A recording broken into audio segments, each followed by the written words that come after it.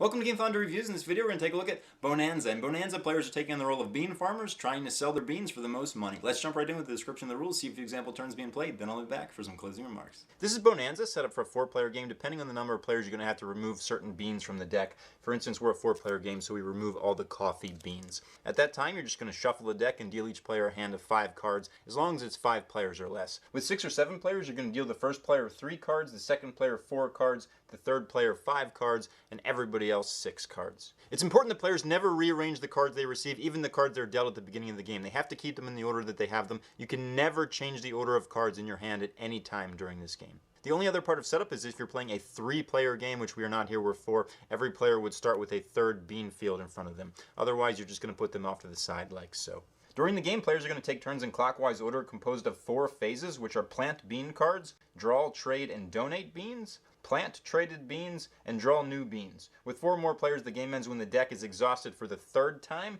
With 3 players, it's going to be the 2nd time. Also, with 2 players, which we're going to talk about at the end of the video, it's when it's exhausted that 1st time.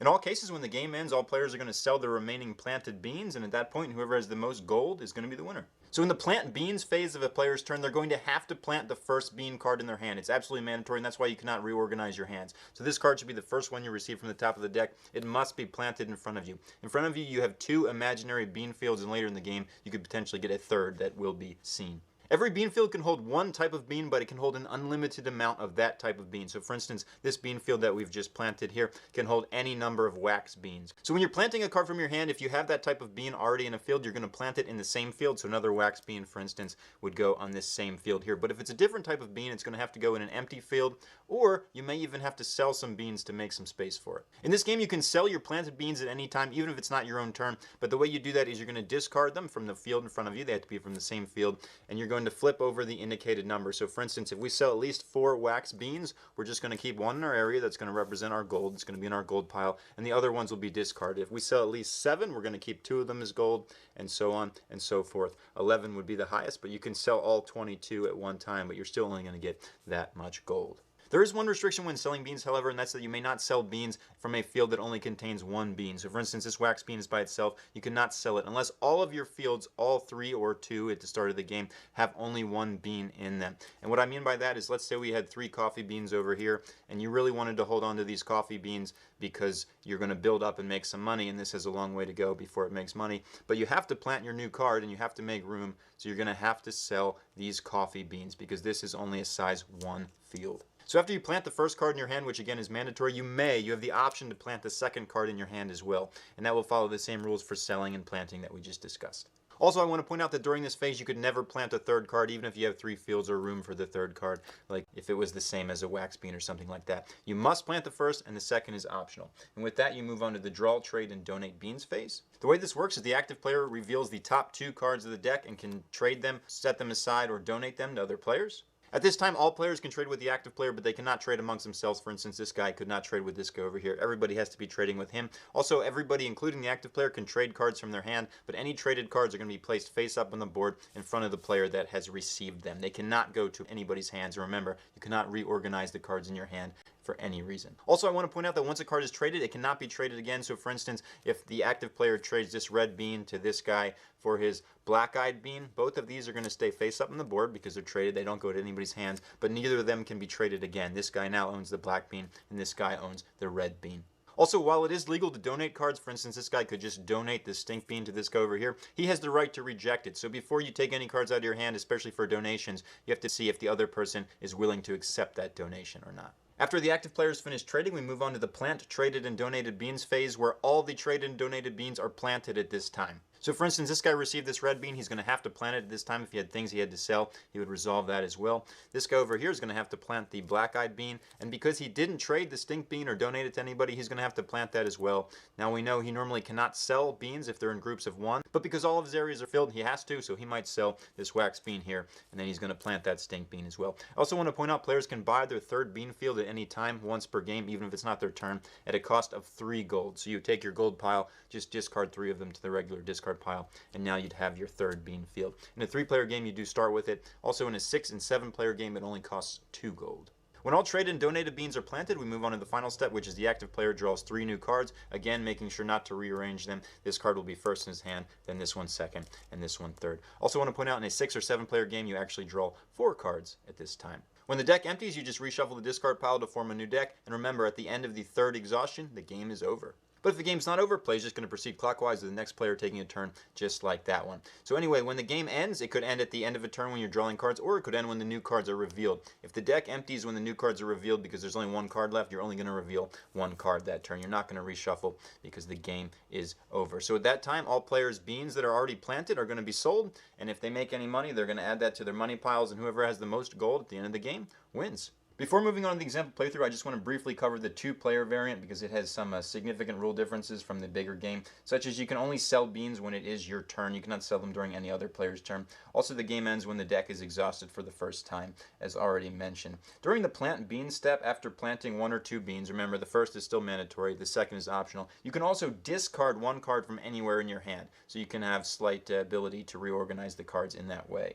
And during the next phase, when you normally reveal 2 cards, you're going to reveal 3 cards instead of 2. And if the top card of the discard pile matches one of those cards, you're going to add it to the group. So for instance, if I revealed these 3 cards here, and I had a red bean in the top of the discard pile, it would be added here. Now if I had more cards that matched, I would keep adding them out until the top card of the discard pile did not match any of those cards. In the 2-player game, there's no trading phase, so they're not going to trade these with each other, but the active player does not have to plant them like they do in the multiplayer game. So he can decide maybe he does want to plant these 2 red beans by getting rid of this stink bean here, but he doesn't have to plant the rest. Any of the leftovers, the other player can plant at the beginning of their turn before their mandatory planting of the first card in their hand if they want to. If they choose not to, they can just discard them at that time. So there's sort of a pre-step in the turn. And the only other difference is at the end of the turn, you only draw 2 cards from the top of the deck. But remember, you have to keep them in order as normal. Let's get going with this sample playthrough. Normally players' hands are for their eyes only, but they're put face up here to make it easy to see. We're going to have this guy go first. And remember, he has to plant the first card in his hand, so he has no choice. And he could not rearrange these after they were dealt to him. So he plants the stink bean. Now he has the option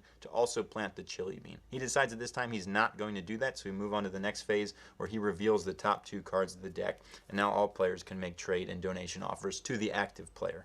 Right off the bat, he tells everybody he's going to keep that stink bean for himself, so we're just going to set that aside. And then other players can make offers for cards in his hand and cards on the table still. The active player really wants to get rid of this chili bean, so he offers this chili bean to anybody for a stink bean. This guy actually says, you know what, I'll do it because I don't want to plant this stink bean anyway, so he gives the stink bean here. Now it cannot be retraded because it's already been traded this round, and this chili bean again cannot be retraded either because it's over here. Nobody wants this green bean, so he tries to donate it to this guy over here, but this guy rejects it. So at this time, he's going to have to plant all the things that are in front of him. So he's going to plant these 2 stink beans here because this field holds stink beans, and this green bean here.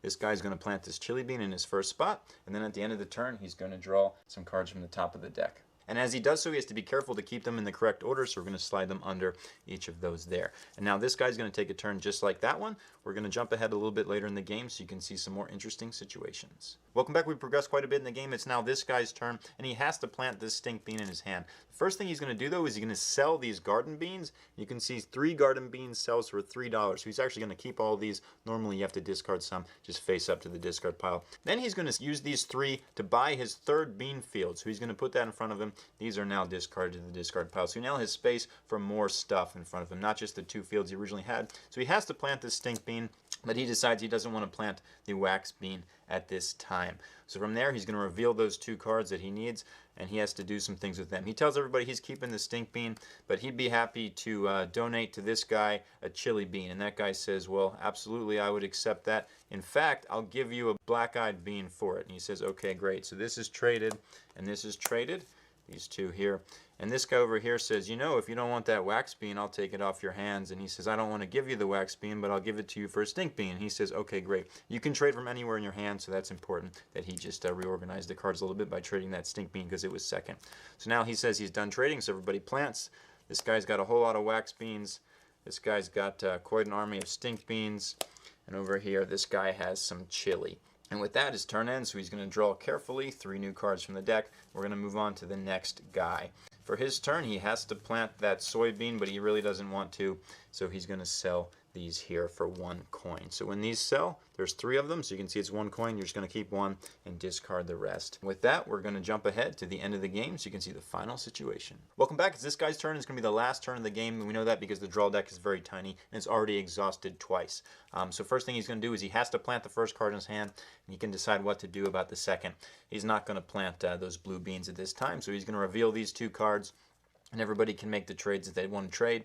He really wants that wax bean, so he's just going to set it aside for himself.